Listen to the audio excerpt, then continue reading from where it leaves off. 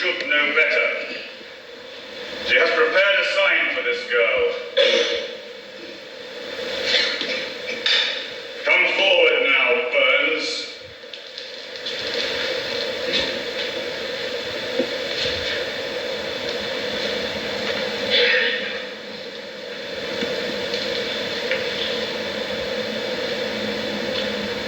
Wear it for the rest of the day, girl. Now return in shame to your place.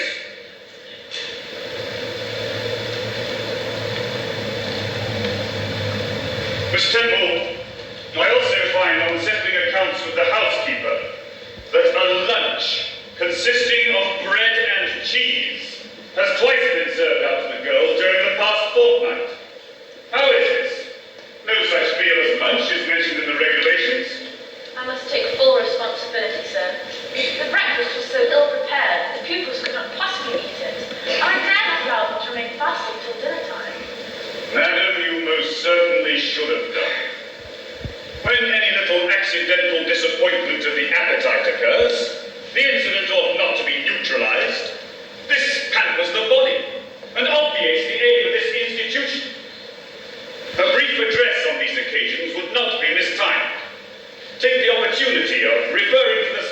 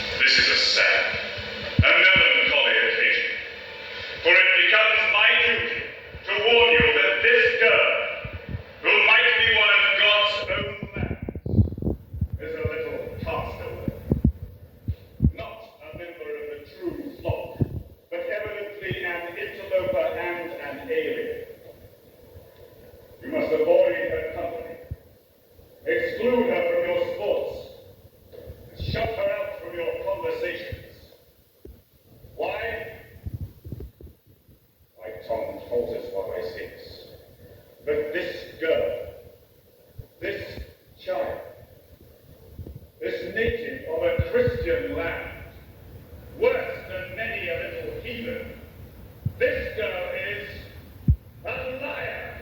Oh, how shocking. Protect me. Miss Gatton, arrange refreshments for my wife and daughters in my room. They have suffered a terrible shock. I will remain strong despite this revelation, Father. I will go with my mother and sisters. They're quite shaken. This girl's pious and charitable benefactress has sent her here to be healed. Even as the Jews of old sent their diseased